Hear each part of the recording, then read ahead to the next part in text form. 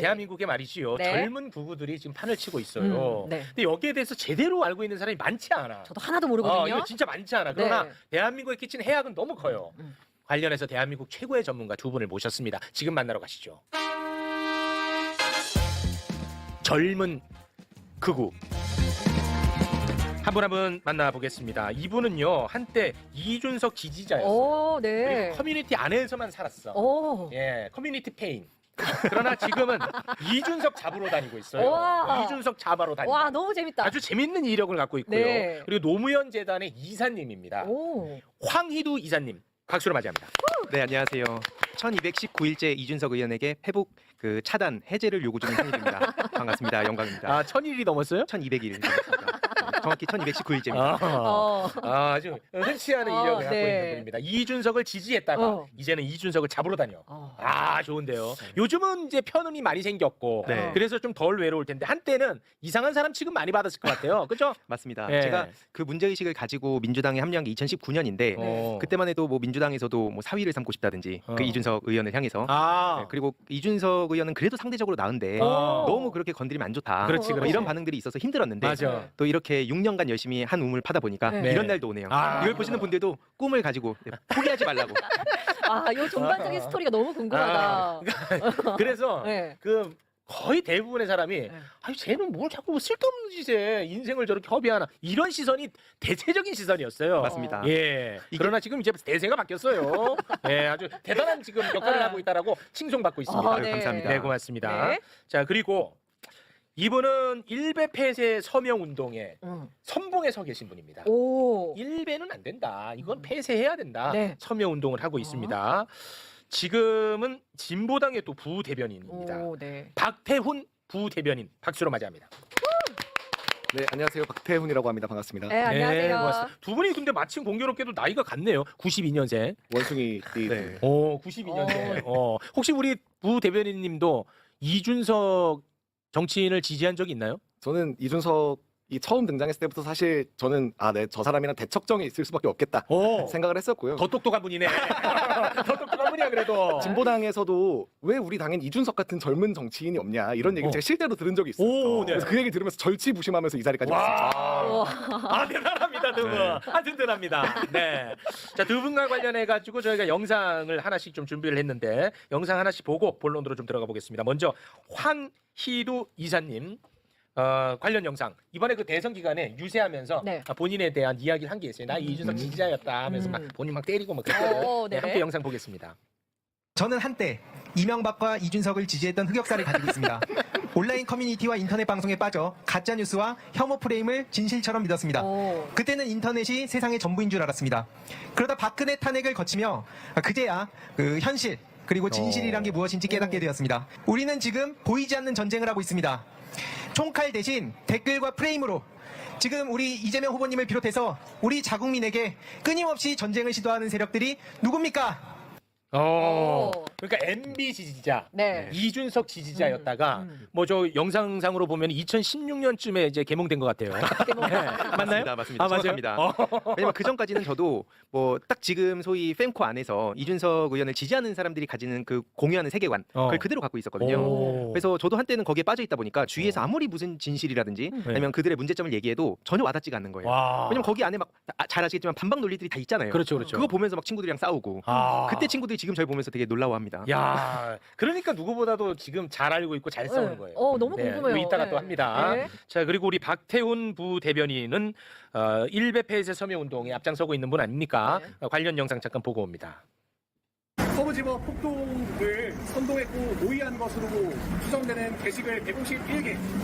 제가 이제 수집한 곳은 일베 저장소와 GC인사이드 국민의힘 갤러리, 국민의힘 비대위 갤러리, 그리고 미국 정치 갤러리 이렇게 네 곳의 커뮤니티 사이트에 올라온 게시글들을 지난 1월 21일부터 그리고 어제까지 정리를 했습니다. 이건 상당히 위험한 징조라고 생각돼서 고발까지 하게 되었는데요. 두 분은 진짜 귀한 분들이야. 진짜 귀하네요. 네, 네. 귀한 분들입니다. 자, 그러면은 이제 저는 말을 좀 아끼고 왜냐면 아는 게 없으니까 네네. 전문가들에게 마이크를 좀 드릴 텐데 도대체 어떻게 이 커뮤니티들은 세를 확장했는지 어떤 전략들을 갖고 있었는지 왜냐하면 지금도요. 전 초등학교 선생님들한테 얘기를 들으면 노무현 전 대통령 관련해 가지고 무슨 뜻인지도 모르는데 막 조롱하는 노래 로 막 논대 지금도 뜻도 모르고 한데 이 그렇게 스며드는 거거든. 맞습니다. 너무 저는 소름 끼쳤거든요. 이제부터 두 분이 알아서 소개를 좀 설명해 주세요. 일단 저부터 간단히 네. 말씀을 드리면 이게 노무현 대통령 서거 이후에 서거를 계기로 이명박 정부에서 심리전이라는 걸 벌입니다. 일단 심리전이라는 걸 제가 왜 관심 갖게 됐냐면 네. 제가 물론 실패하긴 했지만 스타크래프트 프로게이머 출신이거든요. 오. 임요한을 꿈꿨지만 임요한의 제물로 끝났습니다. 네네. 그랬는데 어. 그 심리전이라는 게 한마디로 상대 멘탈 긁는 거예요. 그래서 이거를 원래 제가 10대 20대 시절에 키보드 워리어 생활하면서 네. 심리전이 중요하다. 그래서 남들은 연습할 때 저는 이제 그쪽으로 빠진 거죠. 그래서 망했는데 근데 그러다 보니까 그 10대 20대 시절에 한창 저도 키보드 워리어 하면서 키보드가 900타나 나왔어요. 우와. 그 정도로 되게 열정적으로 싸우고 다녔는데 네. 그게 지금 나이 40, 50 먹고 이준석과 한동훈이 정치판에서 그런 제 10대 시절의 모습을 보이더라고요. 그래서 이건 냅두면 안 된다. 와. 그 문제의식을 갖고 이걸 그럼 정확하게 타격을 해야 되잖아요. 그렇죠. 그래서 앞에 제가 전쟁이라는 말씀을 드렸는데 네. 왜 전쟁이라고 말씀드린지 좀 하나 자료를 보면서 말씀드릴게요. 네네네. 일단 1번 자료를 보시면 앞에 말씀 주셨듯이 노무현 대통령 서거 이후에 어떤 공작이 있었냐면 여기서 국정원이 나옵니다. 그래서 모욕 주기 3단계라고 심리학자들까지 동원을 해요. 그래서 방법은 간단합니다. 권위를 훼손시킨다. 주위 사람 떠나게 만든다. 고립시킨다. 이게 이제 최욱 진행자님으로 만약에 대입을 해보면 네네. 막 공격을 해서 권위가 훼손되면 막 잘 나오고 원래 막 연락하던 분들이 갑자기 연락이 막 끊기고 그럴 수 있어요. 그죠? 맞아요. 그럼 갑자기 고립이 되는 거예요. 이게 특히 노무현 전 대통령한테 그렇게 공격이 갔고 이후로 민주진영의 유력한 정치인들한테도 그게 반복됐다는 걸 확인하게 된 겁니다. 와. 그래서 감히 심리전이 이런 식으로 쓰이고 있어서 나 그냥 게임에서 쓰이는 건 줄 알았는데 정치에서 심지어 국가 공권력을 동원해서 그것도 정보기관이 이런 일을 벌여? 라는 그 충격에 빠져서 이게 알고 보니까 이명박이 이런 판을 깔았고 그 위에 올라탄 게 이준석이구나. 이준석이 이걸 만들었다고 하는 것도 사실 과대포장입니다. 이명박이 그 국가 공권력을 동원해서 지난 16년간 이런 판을 깔아놓은 거예요. 그래서 이렇게 놀이문화로 만든 거죠.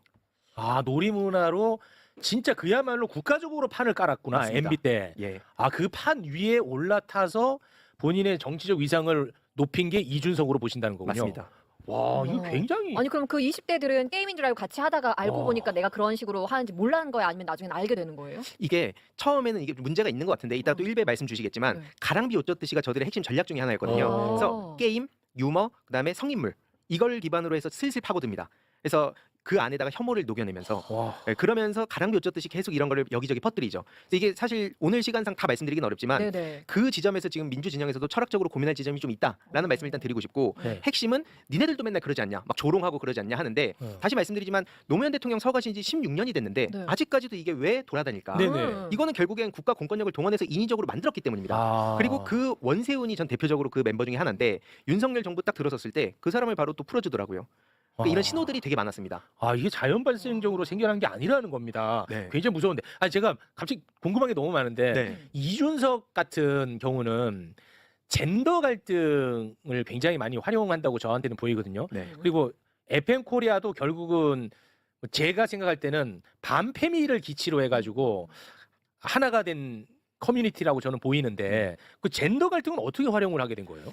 일단 이것도 역사가 굉장히 깊은데 깊어요. 보통 오. 국힘당 측 패널들 저도 방송 보다 보면 문재인 정부 때 갈라치기 시작했다. 젠더 갈등을 유발했다. 이런 식으로 상대가 얘기하더라고요. 그래서 제가 오늘 이 내용은 좀 전해드려야겠다 싶어서 자료도 준비한 게 있거든요. 네네네. 세 번째 자료를 한번 띄워주시면 이게 2008년 8월 14일 지금은 신남성연대 배인규가 유명하지만 네. 그 전에 남성연대 성재기라는 사람이 있었습니다. 예. 네네. 그래서 과거에 저도 성재기 막 컨텐츠들이 막 떠가지고 네. 그걸 보면서 저도 페미니즘에 대해서 굉장한 반감을 가지고 있었고 네. 그리고 김관진 안보 관련해서 막 북한에 막 사이다 발언하고 그런 거 보면서 또 반북 그 생각이 강했거든요. 근데 이 내용을 보시면 핵심이 뭐냐면 페미니즘을 때리면 결국 좌파도 타격받게 돼 있다. 그래서 한마디로 이명박 정부니까 이념을 그 논쟁을 하게 되면 출혈이 크니까 페미니즘을 공격해라. 그러면은 결국 좌파가 이렇게 분열되면서 그 밑에 보시다시피 가랑비 옷 젖게 만들면 된다.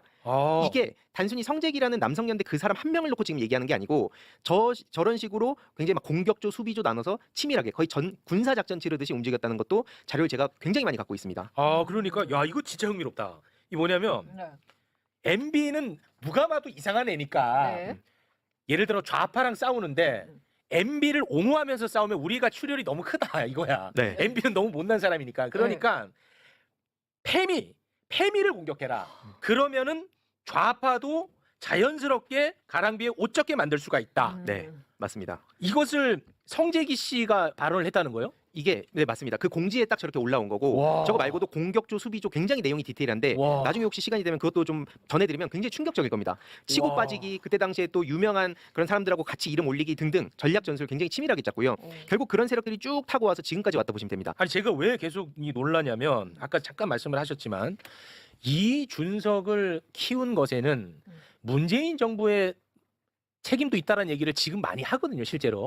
그러니까 문재인 정부 시절에 너무 남성들을 외면했다. 네. 이제 그러다 보니까 그 반발에 이준석이 나온 거고 FM 코리아 애들이 이렇게까지 반발하는 거다라는 얘기를 많이 하거든요, 네. 지금도. 근데 이거는 2008년이잖아. 맞습니다. 문재인 정부랑 아무 관련 없네. 맞습니다. 그러니까 문재인 정부에서 정확히 비판을 하려면 남성들의 목소리를 왜 그렇게 잘 경청하지 않았냐, 그렇죠. 왜 미흡했냐라는 네. 비판은 전 받을 수 있다고 아, 봅니다. 네네. 다만 그때 시작했다는 건 팩트가 틀렸다는 거죠. 아. 이런 식으로 굉장히 치밀하게 움직이는데 제가 그 5번째 사진 간단히 보여드리면 와. 이게 국정원만 문제가 있는 게 아니고요. 국가 조직 보시면은 군대도 엮여 있고요. 경찰까지 동원해서 여론 조작을 합니다. 이게 청와대 내에 사이버 컨트롤 타워를 만들어요. 그래서 이명박한테 매일 보고를 합니다. 근데 어떤 보고를 하냐면 그 예를 들어서 대규모 시위 집회가 열리잖아요. 그러면 이거 시민들이 불편하잖아. 이런 식으로 여론을 조성하라는 거. 아. 경찰도 거기에 따라서 움직입니다. 아. 저는 그때 이 사실 알고 너무 충격을 받았어요. 민중의 지팡이인 줄 알았는데 네. 저도 의경 출신이었거든요. 네. 뭐 뭔가 국가를 위해서 하는 게 아니라 결국 이명박을 위해서 그리고 국민들을 이렇게 분열시켰구나. 아. 그래서 저는 모든 사회의 악을 쫓다 보면 이명박이 나옵니다. 저 이번 대선에 이명박이 막 무슨 뭐 원로 대접 받는 거 보면서 잠이 안 오는 거예요. 지금 전 다음 5년을 준비하고 있습니다. 성공한 정부를 만들어야 네. 이 문제의 뿌리를 뽑을 수 있다. 이들이 이 뿌려놓은 씨앗은 이재명 정부 5년 안에 절대 다 거둘 수 없습니다. 왜냐면 일본 극우까지도 연결이 돼 있어요. 실제로. 심각합니다. 와 진짜 진짜 전문가네. 대단하시네. 네. 아 우리 일베 박멸 전문가 박태훈님 네네. 혹시 뭐 말씀 중에 혹시 첨언하고 싶었던 거 있나요? 정말 많은데 일베나 그 노무현 대통령에 대한 모욕 주기가 사실 국정원이 심리학자들을 동원해서 만든 거예요. 와. 이게 노무현 대통령을 코알라랑 합성하거나 네. 아니면 노무현 대통령의 음성을 합성해가지고 이제 노래를 만들거나 사실 그 노래를 만든 게 우리 10대 청소년들에게 정말 재밌는 컨텐츠로 지금 이 순간에도 유포되고 있어요. 맞아요. 그래서 이런 것들이 그냥 단순히 뭔가 댓글 하나 쓰고 이러는 게 아니라 네. 그냥 음악에서부터 모든 재미있는 요소들로 만들어지고 있다는 게 끔찍한 점이고 와. 사실 이게 현대적으로 와서는 리박스쿨 네네. 같은 거죠. 리박스쿨이 알려진 것처럼 그 많은 댓글 부대 중에 가장 작은 거라고 하잖아요. 네. 사실 이게 뿌리가 깊고 얼마나 다양하게 퍼져 있었겠습니까? 지난 수십 년 동안. 아. 그래서 이거를 우리가 이재명 정부 때 하나하나 다 찾아서 뿌리 뽑아내야 됩니다. 야 이게 그 전문가의 손을 탄 것이라 그런지 네. 야 이게 미치는 해악이 어마어마하네. 예. 아 진짜 지금도 초등학생들이 뜻도 모르고 네. 막 그런 노래 불러서 선생님들이 경악한데 네. 그래서 물어본데 너 이거 뭔지는 알고 이렇게 부르고 다니냐? 아예 몰라. 거기에 이런 오락적인 요소를 전문가가 심어놨다는 거야. 와 이거 너무 소름 돋는데. 그러니까요. 네. 와. 이게 음모론처럼 보일 수 있는데 두 번째 사진을 좀 보여드리면 이게 실제로 5월 23일마다 커뮤니티 대문을 뒤집는 게 또 있습니다. 중력절이라고 네. 저들이 조롱을 해요. 근데 항상 그러면은 이제 뭐 일베, DC, fem코 뭐 이들은 뭐라고 표현을 하냐면 정치인에 대한 풍자와 해악이다. 왜 이런 걸 검열을 하려고 하냐? 이런 식으로 얘기를 합니다. 근데 중요한 건 제가 뭐 사진은 너무 좀 아, 네네. 노골적이라서 준비 안 네, 했지만 네네. 예를 들어서 12구 참사 유가족분들 네. 이분들에 대해서도 깔려서 돌아가시니까 이걸 호떡에 비유합니다. 이런 식 이게 사실은 제가 그동안 고민이었던 게 뭐냐면 너무 노골적이잖아요. 네. 이거 말고도 무수히 많거든요. 근데 이걸 방송에서 말씀드리면 듣는 분들이 힘들잖아요. 너무 힘들다, 그래서 제가 지금. 우회해서 그동안 표현을 했어요. 정치인들 만나서도. 지금 너무 근데 그러니까 에이 뭐 애들끼리 노는 거지 이렇게 보니까 제가 이제는 더 이상 이걸 방치해서 안 된다. 노골적으로 해서 하나의 사례를 말씀드린 겁니다. 아니 노무현 전 대통령에 대해서 풍자와 해악이면 왜 12구 참사 유족들이나 세월호 참사 유족들 그리고 그 돌아가신 분들에 대해서 그런 식으로 조롱하냐? 이걸 물어보면 누구도 여태까지 답을 한 사람들이 없습니다. 너무 잔인한데요. 와. 그래가지고 사실 이 일베라는 거를 지금까지 한 3번 정도 폐쇄 운동이 있었고 제가 이제 4번째 레이스를 이어가는 건데 이제는 폐쇄를 시켜야 되는 거예요. 세 번의 시도가 있었는데 그게 잘 안 됐어요. 다 이제 표현의 자유, 표현의 자유에. 커뮤니티가 애초에 설립 목적 자체가 불법이어야 되고 그 안에서 뭐 성인 음란물이 유포된다거나 아니면 도박이 이루어진다거나 이런 게 아니면 그 안에서 있는 일부 표현은 신고해 주셔라. 신고하면 그거 삭제하겠다. 이런 식으로 나오면서 폐쇄가 아직 안 된 거거든요. 네. 근데 그렇게 일베 하나가 남아 있으니까 다른 모든 커뮤니티에서 일베에서 했었던 거를 여기서 해도 되던데 하면서 다른 데 가서 또 하는 거예요. 다른 데 가서 또 하고. 나는 이렇게 우리끼리 이렇게 즐거운데 왜 네. 이거 가지고 뭐라 그래야 돼? 너 선비냐? 아. 이런 식으로 가져오는 거죠. 그러면 지금 부대변인님은 이거 다시 또 운동을 시작하셨는데 이거는 어떤 방식으로 한다는 거예요, 그러면? 일단 이 일베 폐쇄 관련해서는 방통위가 사실 결심만 하면 할 수 있어요. 그래가지고 이 부분 관련해서는 여론이 중요하다는 거군요. 그러면. 여론이 중요하고 정책 위반자들의 의지가 중요한 거죠. 그럼 여론이 따라야 또 의지가 생기겠죠. 네. 그래서 그것 때문에 서명을 열심히 그래서 그렇게 하시는 모아서 거구나. 11만 명까지 지금 모았습니다. 이거를 폐쇄하려는 시도는 많이 있었는데 그럴 때마다 이게 네. 여론 형성이 안 되다 보니까 네. 표현의 자유라는 것에 다 막혀왔다. 그래서 지금은 이제 여론 형성이 굉장히 중요하다라는 말씀입니다. 네. 제가 볼 때는 이거는 오늘 하루에 끝낼 수 있는 문제가 아니야. 네, 근데- 이게 굉장히 뿌리가 깊고 네. 지금 뿌리도 깊고 저변이 너무 넓어 보니까. 맞습니다. 네, 그래서 앞으로도 좀 만나야 될 것 같은데. 네. 그 하나만 짧게 네네네. 그 6번 사진 보여드리면 방금 부대변인님 말씀 주신 거랑 연결도 되는데 이명박 정부 다시 돌아가서 네네. 젊은층 우구나 심리전 강화 작업이 있습니다. 그래서 절대 시계라고 국정원 시계를 줘요. 근데 어떻게 저 시계를 받을 수 있냐면 뭐 간첩 신고한다든지 뭐 이런 식으로. 그러면서 또 이명박 정부 잘한 거나 이런 거를 이제 신고를 하면은 네. 그럼 저 시계를 줍니다. 근데 보통 이제 막 NIS 마크 있고 국가정보원의 시계를 받는다 그러면 호기심도 생기고 뭔가 탐나잖아요. 네네, 그렇죠. 그런 식으로도 이제 심리적 요소를 녹여내서 계속 이명박 쪽에서 이런 심리전을 벌였던 거고. 저 MB 때 국정원 시계를 제작을 해가지고 네. 누구한테 줬다고요? 젊은층들, 젊은 우파들 양성. 그래요? 이 치밀하게 설계된 그 계획들입니다 이게. 그래서 지금 단순히 갑자기 극우들이 튀어나온 게 아니고 네. 앞에 뭐 말씀 주셨듯이 일베라는 플랫폼은 그 이명박 때 그리고 박근혜 때도 건전 보수로 규정을 했어요. 심지어 박근혜 정부 때 국정원은 어떤 짓까지 저질렀냐면 그 일베를 건전한 보수 그런 플랫폼으로 규정하면서 세월호 잊자 이걸 뿌리자는 식으로 했습니다. 마치 이게 또 세월호 유족분들을 위한 것처럼. 세월호 유족분들도 일상으로 돌아가야 되잖아. 그러니까 좀 이제 이거 잊자 이분들을 위해서라는 걸 교묘하게 퍼뜨린 거죠. 와, 그런 진짜- 집단입니다. 진짜 지능적이네. 네. 와. 교활하고 네. 와, 이 당하기가 어려워. 그러니까 저기는 조직적으로 들어와 버리니까 이 당하기가 쉽지가 않네. 와, 소름 돋네. 20대 남성들이 저런 시계를 갖고 싶어하는 그런 심리를 이용해서 또 막 하고 이랬다는 그러면 거죠? 저런 걸 막 인증하면서 네. 본인이 우쭐대고 막 그런 문화가 있었어요. 이렇게 빵가루 흘려놓듯이 이게 계속 쫓아가게끔.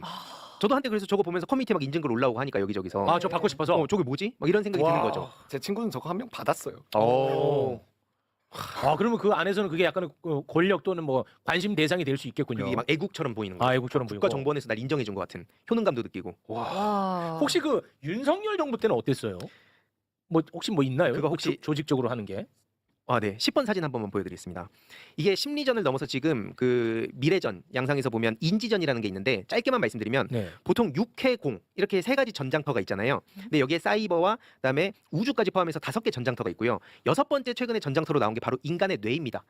그게 이제 실제 전쟁에서 쓰이는 건데 이 네. 내용을 보시면 네. 뭐 사이버 내란이라고 표현이 돼 있죠. 그래서 윤석열 정부에서 방첩사에서 인지전 TF까지 가동을 합니다. 한마디로 쉽게 말씀드리면 물리적 영토에서도 우리가 국민들 향해서 총뿌리를 겨눈 세력들을 비판하잖아요. 네. 정신적 영토를 침탈하려고 한 세력들이라는 겁니다. 그냥 우리의 인지 자체를 조작하겠다는 그러한 계획들이 이번 내란 국면에서 드러난 거예요. 근데 이게 눈에 딱 보이는 게 아니니까 네. 그래서 음모론처럼 취급을 당하는데 네네네. 앞에 쭉 말씀드렸던 것들을 하나하나 이렇게 쭉 보시면 네. 지금 16년 거를 한 번에 말씀드리는 거거든요. 어. 쭉 연결이 된다는 겁니다. 이게. 아. 그 세력들 그 실제로 64 38기 김용현이 유명하지만 연재욱, 옥도경 이런 사람들 검색해 보면 다 나오거든요. 같은 64 38기고요. 사이버 사령관 출신입니다. 이 사이버 사령관들이 어떤 일을 했냐? 아까 말씀드린 심리전 하는 겁니다. 그런 사람들 윤석열 정부 들어서서 다 풀어줬어요. 최우님 이런 얘기 들어본 적 있어요? 나는 이게 나 지금 처음 들어봤어. 무슨- 와, 근데 진짜 와. 엄청 뻑뻑하네. 아니 근데 와. 이해가 안 가는 것 하나. 지금까지 말씀하신 거는 정부 또는 집권당 뭐 이런 얘기인데 개혁신당 이준석 같은 경우에는 집권당이 아니란 말이에요. 근데 에펜코리아 얘네들은 왜 그렇게 개혁신당 이준석에 열광하고 그런 애들이 많이 모여 있는 거예요? 이준석에 대해서는 사실 20대 네. 남성, 30대 남성 입장에서는 어떤 거냐면 네. 우리 얘기를 해주는 건 이준석밖에 없어. 이렇게 이미 자리가 잡혀버린 거예요. 그러니까 MB 때 애를 써왔던 그 결과물들로 20대 일부 그런 사람들을 만들어졌고 그들의 목소리를 가장 잘 들어주는 게 이준석이다. 네, 그러니까 20대, 30대 남성들 입장에서는 민주당이고 진보당이고 다 모르겠고 거긴 다 페미니즘 하는 당이고 네. 반페미니즘을 가장 속 시원하게 해주는 건 이준석. 그거 그나마 잘 들어주는 게 김문수. 이러니까 지지율이 그렇게 나오는 거예요. 사실 그래서 온라인에서 이준석이나 반페미니즘에 대한 이런 그 20대 남초 커뮤니티가 갖고 있는 뭐랄까 저는 거의 신앙이라고 생각을 하는데 안티페미 신앙 네. 그거의 정도를 보면 이재명 대통령 지지율이 25%나 나온 건 다행이다 이런 생각이 들 정도로 압도적으로 여론이 형성되어 있습니다. 네. 그 이번에 그 뭐 펜코에서 개혁신당 입당 뭐 인증하고 뭐 이런 내용이 나오던데 그거 좀 어렵던데 그거 설명을 좀 해주시죠. 세 가지 핵심 포인트가 fem코는 다른 커뮤니티랑 다른 게 좀 있습니다. 시스템상으로. 네. 첫 번째가 혐오의 보상화 시스템이고요. 두 번째가 점수의 현금화, 현금으로 바꿀 수 있는 겁니다. 세 번째가 도박의 플랫폼화, 그 안에 사설 도박 시스템이 있습니다. 무슨 말이야? 무슨 말이야? 이게 지금 자료를 좀 보면서 말씀을 네. 드리면 11번 사진을 좀 띄워주시겠어요? 그 보시면 실제 그 fem코 포인트 일반 그 점수죠. 커뮤니티에 있는 점수를 저렇게 현금으로 거래를 한 내용들이 있습니다. 이게 지금 실시간으로도 fem코에서는 막 난리를 치고 있던데 이 거래 정황들이 실제로 있고요. 실제 10만 포인트 정도 거래한 분이 저한테 상세하게 제보를 해주셨어요. 근데 실제 거래한 상대방은 거래라고 나면 포인트가 이제 상대방이 받잖아요. 내가 현금을 받으면. 네. 근데 그 포인트가 다 날아가 있더라. 거래 직후에. 왜 날아가냐면 도박을 쓰이기 때문에. 이 사이트에 잉여력 놀이터라는 갤러리가 있습니다. 근데 거기서 네. 그냥 사설 토토를 할 수 있는 거예요. 포인트를 전부 다 걸고 내가 그냥 도박을 하는 아, 겁니다. 도박을 포인트로 할 수 있는 거예요? 네. 근데 앞서 말씀드렸듯이 이게 그 현금화도 할 수 있다 보니까 아, 현금화도 돈을 주고 돼요? 막 사고 팔고 이런 게 다 가능합니다. 그래서 이게- 이 말씀하세요. 아니. 이게 생각보다 비싸요. 1만 아. 포인트에 2만 원에서 2만 5천 원 정도 되거든요. 그래가지고 이게 적당히 그냥 애들 장난 포인트가 아니라 네. 사실 이 포인트를 그 포인트 장사를 하는 사람들이 있어요. 이게 fem코에서 먹힐 만한 게시글을 예를 들면 뭐 백종원을 공격하는 글 아니면 뭐 누구 아이유를 공격하는 글 이런 거를 똑같은 걸 한 5개 10개씩 올려요. 네. 그러면 추천을 많이 받으면 포인트가 쌓이거든요. 아. 그걸 포인트를 계속 모으는 거예요. 이준석을 지지하는 글을 올려도 추천이 많이 받히니까 아. 계속 포인트가 쌓이는 거죠. 아, 내 글이 추천을 많이 받으면은 포인트를 나한테 줘요. 네. 네. 그러니까 보통 이제 포인트를 축적을 하잖아요. 네. 근데 이 사이트는 비추천을 받으면 포인트가 떨어집니다. 아, 비추천은 또 네. 떨어지고. 그리고 이게 계급이 좀 나뉘어 있어요. 그래서 점점 올라가면 올라갈수록 그 공신력이 좀 세지고 아. 발언권도 세지고 영향력이 세지잖아요. 마치 네네. 게임 레벨업 하듯이. 아, 네. 근데 올라가면 당연히 내려오기 싫어지는 게 사람 심리 아니겠습니까? 그렇죠. 그러니까 사람들이 듣기 싫어하는 얘기를 안 하게 되죠. 아. 근데 주로 근데 그 문화가 지금 어떻게 형성이 돼 있냐면 앞에 말씀 주셨듯이 뭐 무슨 혐오하고 막 지역 차별하고 이런 것들이 대세니까 그런 글 올리면 확 포인트가 올라가는 거죠. 아. 그럼 그런 거를 누군가가 제지를 하면요 비추천해 받습니다. 아. 그러면 그걸 보던 제3자가 나도 저렇게 하면 비추천 받겠네? 그럼 나는 굳이 싫은 말 안 해야겠다. 아. 이렇게 되는 거고 심지어 그럼에도 불구하고 싸우는 사람들 일부는 1460일 차단을 당합니다. 아예. 1460. 4년. 네, 4년. 와. 와. 그게 이제 팬코 정치 게시판에서도 이루어지고 있고 실제 12번 사진을 좀 보여드리면 와. 이게 제보자분이 저한테 보내주신 내용들 일부를 한 장의 사진으로 담은 거예요. 네. 대화 내용을 간단히 보면은 네. 한마디로 올인한다 뭐 이런 얘기가 나오고요. 그러니까 한마디로 도박을 한다는 거죠. 상대방이 팬코 포인트를 삽니다 해가지고 거래를 하는 대화 내용인데 저 올인하려고요. 그리고 나중에 뭐 예를 들어서 좀 돈 좀 벌면 제가 좀 이렇게 보상해드릴게요. 이런 식으로 거래를 했던 사람들이 열이면 열 다 도박했었다는 그 제보가 온 겁니다. 아, 그러니까 내가 올린 글이 추천을 많이 받으면은 포인트를 받아. 네. 근데 이 포인트도 돈을 주고 거래가 가능해. 근데 그렇게 받은 포인트로 그 안에서 또 도박도 가능해. 그러다가 이게 현금화도 가능하다는 거군요. 네. 아. 만약에 자, 거기 그럼- 안에서 네. 도박이 없으면 포인트를 쓸 데가 없으니까 당연히 그죠. 그렇죠. 그게 그냥 일정 정도 제한을 걸어놔서 그 정도 금액만 좀 거래를 할 수 있는 정도인데 도박이 이루어지는 거. 그래서 지금 청소년 인터넷 도박 중독 문제 심각하거든요. 와. 네. 그 수치를 찾아봤어요. 2024년 기준으로 찾아보니까 초등학교 4학년부터 고등학교 3학년까지 약 390만 명 중에 4.3%, 약 16만 7천 명이거든요. 최소 한 번 이상 도박을 했다 하고요. 그 16만 7천 명 중에 19.1%, 약 3만 명입니다. 최소 그 연속 6개월 정도 계속 도박을 했다는 거예요. 상황이 와. 매우 심각합니다, 이거. 네. 근데 이 fem코라는 사이트는 거기에 무방비로 노출이 돼 있는 거예요. 네. 로그인만 하면 성인 인증 없이 아. 사설 토토가 가능한 겁니다. 네. 와. 자, 그런데 이번에 이제 나온 뉴스가 개혁신당 가입 인증을 하면은 그 포인트를 줬다. 뭐 이런 얘기가 있던데 그건 뭡니까? 그 앞 16번 사진을 좀 보여드리면 이게 개혁신당 가입 그리고 두 번째로는 6월 1일에 이준석 당시 후보가 동탄에 유세를 또 갑니다. 그리고 세 번째로는 국민의힘에서 한창 그 싸우다가 탈당했잖아요. 네. 그 국면 때는 국민의힘 탈당하면 포를 누가 이렇게 선물로 해준다는 거죠. 아. 그럼 이게 한마디로 현금화가 가능하다 말씀드렸잖아요. 아. 1000포인트면은 대략 지금 시세로 한 뭐 2,500원, 3,000원 정도의 현금이나 마찬가지인 겁니다. 아. 그래서 이 금액이 좀 작은데라고 이런 식으로 실드를 치고 있지만 실제로 이렇게 현금 거래가 가능한 사이트가 지금 팬코 그리고 Y고수라는 다른 사이트가 있는데 이건 아직 공론을 제가 안 하고 있거든요. 네. 나머지는 없습니다. 불가능해요. 아. 그래서 제일 중요한 게 뭐냐면 13번 사진인데 이걸 가지고 지금 실시간으로도 fem코가 난리가 났을 겁니다. 근데 제일 중요한 건 뭐냐면 네. 운영진은 이 사건을 인지하고 있었다는 거예요. 아. 보시면 24년 4월 20일 공지입니다. 네. 밑에 보시면 최근 FM 코리아 잉여력을 무한히 매입한다는 이런 내용이 나오면서 맨 밑에 잉여력 전송을 아예 막으면은 된다는 식으로 얘기를 하거든요. 네. 하지만 그거는 최후의 수단이다. 선물하기 기능을 제한하면 이게 다 막힙니다. 근데 운영진은 이걸 알고도 냅두고 있는 거예요. 아. 왜냐면 뭐 트래픽이 쪼그라들 수도 있는 거고. 아. 야, 이거는 문제네. 그래서 도박 없는 학교 그 교장님이 네. 온라인 그 도박 기획자셨더라고요. 근데 이번에 고발을 하셨습니다. 이거 시스템 문제 있다. 어. 특히 운영진이 인지하고도 방치한 거면 이거 그러니까요. 대부분 문제가 심각한 야, 거예요. 이거는 문제네. 맞습니다. 보니까. 아니, 자기들끼리 뭐 알아서 했다. 이 순간 난 그렇게 야, 이거는 처벌하기는 어렵겠는데 했는데 이게 운영진이 보니까 인지를 하고 있었던 것 같은데. 맞습니다. 그래서 와. 지금 공직선거법 113조, 114조, 115조 이게 후보자 본인하고 그다음에 정당, 그 후보자 가족, 그리고 제3자 기부행위 금지에 대한 내용이 담겨 있고요. 네. 형법 246조가 도박, 상습 도박죄고요. 247조가 도박장 개설죄입니다. 그리고 정보통신망법, 그리고 청소년 보호법 다 해당될 수 있습니다. 상세하게 적용해야 되고 우리가 계속 관심을 가져야 됩니다. 와, 이분은 커뮤니티계 김경호 변호사야. 야, 그냥 얼마나 이것만 위해서 살아왔으면 그냥 술술술술 나오네. 그러니까요. 아, 대단하신 분이네 이분. 야 지금 에프코리아 지금 난리 났겠다. 우리 이거 다 난리 지금 네가 다 알려가지고. 그래서 네. 제가 그래서 하나 준비한 게 있는데 네네. 14번입니다. 대단하시네. 제가 그 김가연 누나 있잖아요. 그 저한테 조언을 아. 해줬었어요. 네네. 왜 이렇게 대응을 안 하냐? 어. 이건 뭐냐면 제가 정말 심각한 패드립에 대해서는 고소고발에 나선 적이 있는데 그 이후에 팬코 유저가 자기들끼리 야 누가 고소고발 당한 거야? 저한테. 그러니까 뭐 나만 아니면 되면서 자기들끼리 또 이렇게 빠져나가더라고요. 그러니까 한마디로 다 같이 누군가 공격할 때는 막 한마음 한뜻으로 끝까지 같이 갈 것처럼 보이지만 네네네. 소장은 개인 본인의 집으로 날아갑니다. 아, 부모님하고 본인이 감당해야 돼요. 그렇지. 그래서 자기들끼리도 나만 아니면 된다. 지금 뭔가 똘똘 뭉쳐서 평생 갈 것 같은 그 악플러 동지들은 결국 저렇게 다 도망칩니다. 그걸 보여드리고 싶었어요. 아, 저게 그거구나. 네, 나만 아니면 돼. 저게 사실 우리에게는 희망적인 거죠. 아, 저들이 만약에 그렇죠. 신념형으로 내 친구를 이렇게 잡아가? 나도 같이 연대해서 싸울게 이게 아니라 맞아. 잡혀가면 에이 저럴 줄 알았어 하면서 놀리고 조롱하고 자기가 앞장서서 놀리기 바빠요. 오늘 오전에 이제 황희두 이사님 말씀하신 거에 따라서 펜코가 난리가 났거든요. 그리고 나서 그 뒤에 또 한 명이 고소당했다고 뉴스가 나왔어요. 펜코 헤비 유저가. 근데 헤비 유저 고소 당하자마자 나 쟤 저럴 줄 알았어. 저 혐오 장사치는 좀 고소 당해야 돼. 막 이런 식으로 자기들끼리 놀리고 있어요. 아, 진짜? 네. 아, 그거는 좀 희망적인 포인트네. 그래서 사실 커뮤니티에 대한 제재나 이런 것들이 막 엄청 심하게 갈 필요도 없어요. 그냥 툭 건드리면 무너질 거다. 아. 그래서 정책 위반자들의 의지가 중요하다. 저는 그래서 이재명 대통령에 큰 기대를 갖고 있습니다. 와. 실제로 그 15번 사진 보여드리면 와. 이거는 노무현 재단 이사잖아요. 그래서 노무현 재단에서도 공식적으로 아까 말씀 주셨던 혐오 문제에 대응을 한다. 사자 명예훼손 법적 대응을 알리고 나니까 네. 저한테 저렇게 메일이 온 분입니다. 죄송합니다. 제가 아, 사태를 그래요? 모르고 이 짤이 있었습니다. 난 그냥 남들이 재미있어가지고 해서 나도 모르게 한 겁니다라고 사과문을 보냈고요. 아. 제 개인적으로도 법적 대응 나선 게 있거든요. 실제로 2건이 검찰로 넘어갔는데 네. 합의를 요청하더라고요. 와. 노, 안 된다. 당신들은 그 손가락을 함부로 놀린 대가를 치러야 된다. 야, 이거 마지막에 처음에는 굉장히 암울했거든요. 네. 네. 뒤로 갈수록 이거는 희망의 포인트가 많아. 고생하고 노력할수록 가능하다는 방증이네. 맞습니다. 와, 이건 희망 포인트인데. 네.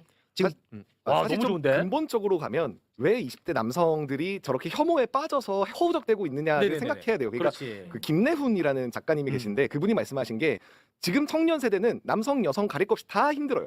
다 힘들고 남성들 입장에서는 군대도 가야 되죠. 네. 여전히 그렇죠. 너무 힘들고 군대에서 사람 계속 죽죠. 네. 근데 내 얘기를 해주는 것 같은 거는 이준석 같은 사람밖에 아. 없어요. 그러니까 청년들의 삶이 힘든 것 자체가 근본적인 원인인 거예요. 아, 그럼 좋은 그래서 그 말씀입니다. 문제를 네. 풀어 나가면서 네. 이렇게 좀 선 넘는 애들은 고소도 하고 고발도 아, 하고 처벌도 맞습니다. 받으면 음. 금방 풀릴 수 있다. 아, 훌륭하시네. 아, 마지막이 아주 좋았습니다. 네. 그래서 저도 항상 이 펜코 애들이랑 대화를 항상 제가 시도를 하거든요. 네, 네. 근데 제가 한계가 좀 많다 보니까 이 대화가 좀 잘 안 됐어요. 두 분을 또 끼고 하니까 희망이 좀 보이네. 미안했다 펜코. 너네를 내가 잘 몰랐어. 네. 하지만 나는 항상 대화를 시도했잖아. 아니 지금 제가 펜코 들어가가지고 보고 있거든요. 그놈의 준천지가 뭐라고 하면서 후회하는 글들이 지금 올라오고 있어요. 제가 지금 즉흥으로 하나 말씀드리면 오전부터 저에 대한 것도 막 달더라고요. 알아서 그냥 뭐 비판 정도 수위를 남기면 전 뭘 안 합니다. 근데 선을 넘었던 사람들 스스로 캡처하고 사과문을 저한테 오늘 밤까지 메일로 보내면 생각해 보겠습니다. 근데 그거 이러면 또 기싸움을 하거든요. 기싸움한 사람들은 제가 어떻게 되는지 다음에 보여드리겠습니다. 와 재밌네. 야, 황희두는 야, 황희두랑은 싸우면 안 되겠다, 야. 나랑은 달라. 황희두는 아니야. 젊은 패기가 아니, 느껴지네. 그리고 너무너무 너네를 잘 알아. 네. 왜냐면 거기 소속되어 있었으니까. 너네, 너 그냥 형이야. 선배님. 원조 준천지였는데 네. 괜히 키보드 900타가 나온 게 아니었습니다. 와. 남들 긁고 다니다가 후회했죠. 반성하는 마음으로 열심히 살고 있습니다. 좋습니다. 이건 나쁜 놈들은 우리 황희두 이사님이 다 솎아내시고 그리고 아예 그 근본적인 문제 해결, 20대들의 어떤 그 팍팍한 삶, 이거는 또 우리 박태훈 부대변인님이 보듬어 주시고 두 분이 역할 분담이 잘 되어 있는 것 같습니다. 네. 너무 좋네. 마지막으로 하나만 좀 말씀드리고 싶은 네. 게 이재명 정부에서 개관이 폐지, 게임물관리위원회 폐지를 오래전부터 공약으로 해서 이행을 하겠다는 약속을 했어요. 제가 지금 민주당 게임특위 위원장이기도 한데 이게 많은 게이민들이 간절하게 바라던 내용이거든요. 제가 아예 모르는 거라 좀 천천히 설명해 주세요. 뭐라고요? 게임물관리위원회 폐지. 게임물관리위원회가 쉽게 말씀드리면은 그 국가의 사전 검열 문제가 달려 있어요. 예를 들자면 오징어 게임이 실제 게임으로 나왔으면 이게 차단을 당합니다. 왜 게임에만 이렇게 차별적인 검열과 규제를 하냐 이런 불만이 많이 쌓여 있었고 게임물관리위원회에 그래서 문제 제기가 많았거든요. 네. 그래서 이거를 폐지하고 민간으로 좀 이렇게 이양하면서 좀 제도 개선을 하겠다. 이게 이재명 정부의 약속이었거든요. 그럼 환호를 해야 되잖아요. 하지만 갑자기 일각에서는 게임물관리위원회 재평가를 하자 그러고 뭐 이거 말도 안 되는 막 허위 사실을 뿌리면서 평가 절하를 시도하고 있습니다. 이 말씀 드린 이유가 뭐냐면 네네. 물론 이렇게 진심 어린 정치권에서의 노력들이 따르면 변하는 사람도 있지만 악착같이 계속해서 흠집만 내려는 사람들 그렇겠죠. 있잖아요. 네, 그렇죠. 그들을 나눠서 봐야 된다. 근데 가끔씩 정치인들이 이걸 디테일하게 모르니까 그렇지. 이 사람들까지도 설득을 하려고 그래요. 아. 그러다 보면 계속 끌려다닙니다. 맞아. 제가 원조 준천지로서 말씀드리는 거예요. 아, 그래서 그게 쉽지가 않아. 이렇게까지 디테일하게 모르면은 뭐 소위 말하는 뭐 갈라치기라든지 이런 것을 뭐가 갈라치기고 뭐가 진짜 여론인지 어떻게 합니까? 맞습니다. 그게 쉽지가 않아. 아, 역할이 아주 너무 중요합니다.